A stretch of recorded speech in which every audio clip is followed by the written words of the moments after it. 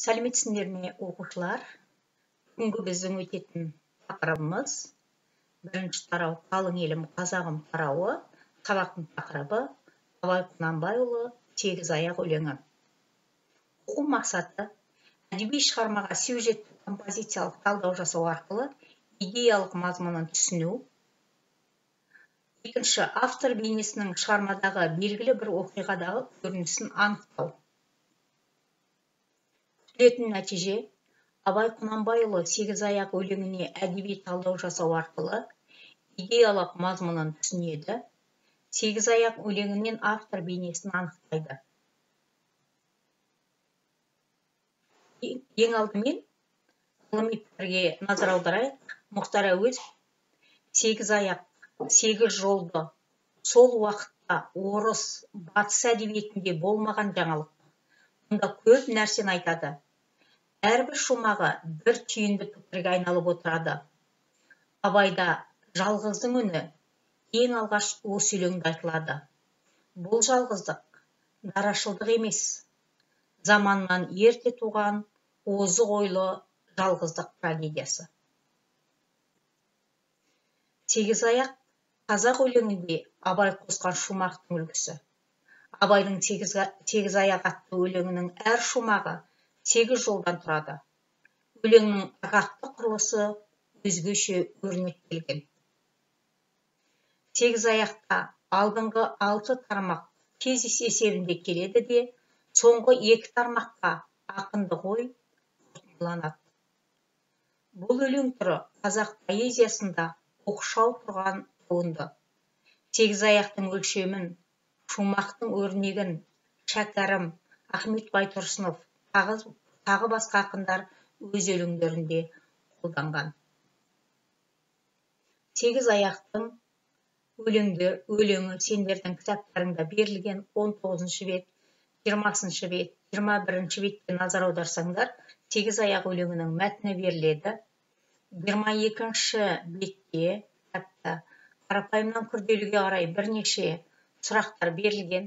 Сегіз аяқ өлеңінің құрылысына байланысты, сегіз аяқ өлеңіндегі шумақтарға байланысты, ондағы негізгі ойға байланысты, мұнда көтеріліп отырған тақырыпқа байланысты бірнеше тапсырмалар берілген.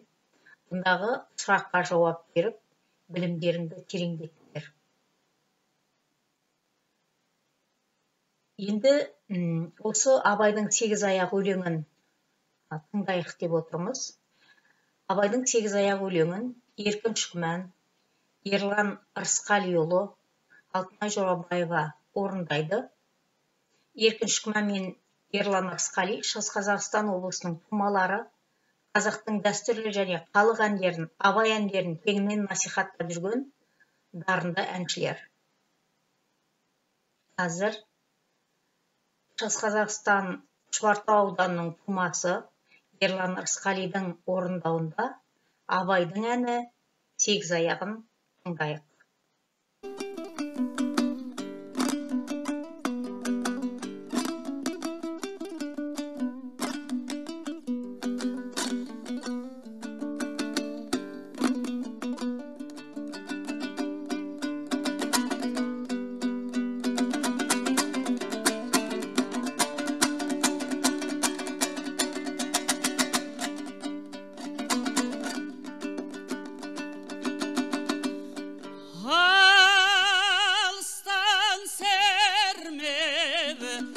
Жүректен тербеп, шымырлап бойғауы жайылған, қиядан шауып қисынын тауып, тағыны жетіп қайырған.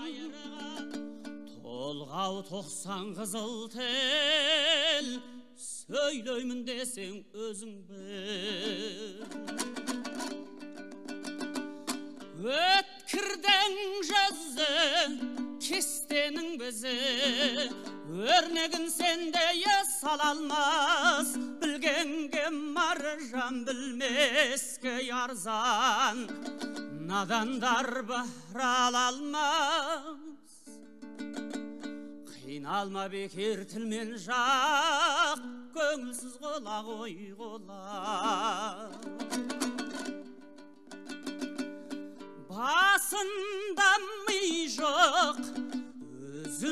ой жоқ, күлкішіл кердеңі наданның, көп айтса көнді, жұрт айтса болды.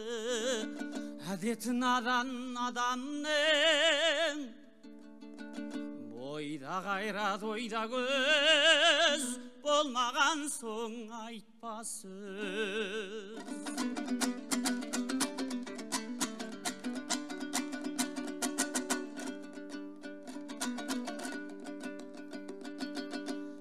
Белгенге жол бос, болсайшы қол бос, талаптың дәміні татуға, білмеген соқыр қайғысыз отыр, тамағы тойса жатуға. Не ол емес, бұл емес, менің де күнім емес.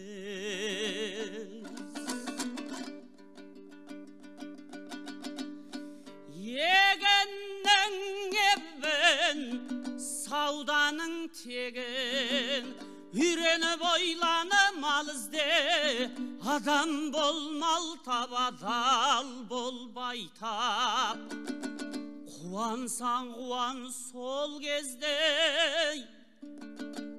біріңді қазақ, бірің дос, көрмесің істің бәрі бос.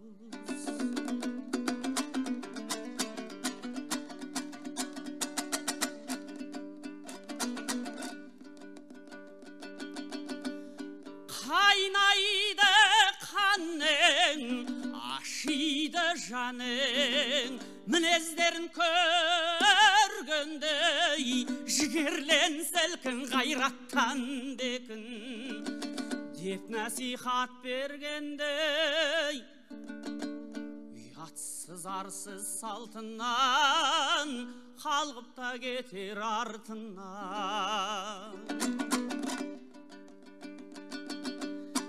Жартасқа бардым, күнді айғай салдым, онан да шықтауы жаңғырық, естіртіп үнін білсем деп жөнін, көп іздедім қаңғырып. Баяғы жартас, бір жартас, қыңқ етер түкті байқамас.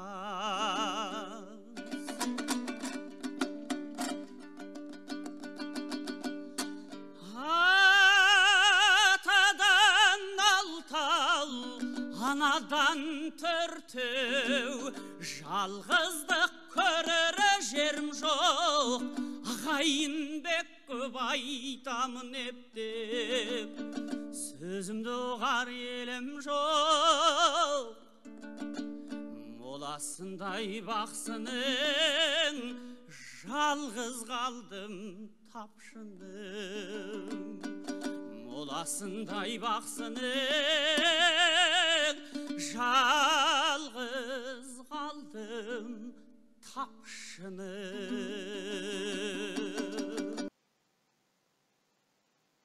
Өлеңді тыңдадық балалар. Енді Сегізаяқ ұлы ақынның жазушылық еңбегінің орта тұсында туған үлкен бір белдей әрі мол, әрі бәр жағынан көркем келісті шыққан зор шығарманың бірі. Бұл өлеңнің түрі де осы шаққа дейін ақын жазып келген өлеңдерінің үлгісінен басқаша. Сегізаяқ демегі, сегіз жолдан қайырылатын шумақтар болғандықтан айтылған. Автор бейнесіне талдау жүргізіп, көп ойлар мен заман, қоғам шындықтарын және өз басының мұңдарын жиған үлкен өлең. Өзінен бұрын ешкім таппаған қиын ұйқасты шебер түрге Абай әдейі арнап әнде шығарды.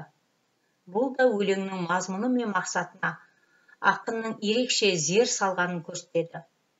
Алғашқы өлеңге де арналған бастаудан соң Абай қинайды қаның, ашиды жаның, мінездерін көргенде деген залы толқын атып, аттап түскенде өзі тірлік етіп отырған бұзық ортаның дертті кескінін бейнелейді. Содан бірлік кеткенін, ел іргесі тозып бара жатқанын әшкерелей отырып, осы жаманшылықтардың себебін айтады.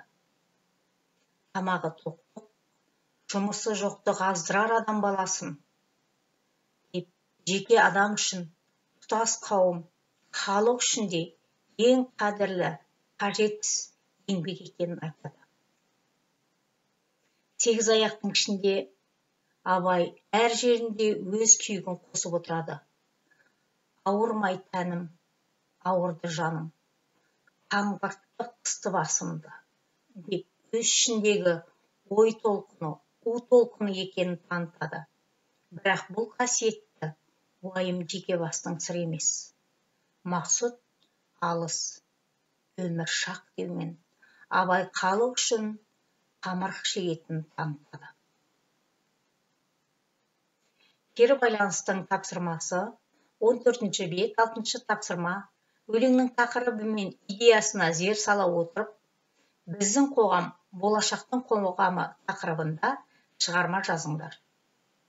Яғни 14 бетте 6 тапсырмаға назар аударсаңдар, онда өлеңнің тақырыбы мен идеясына зер сала отырып, біздің қоғам болашақтың қоғамы тақырыбына шығарма жазыңдар деген тапсырма берілген.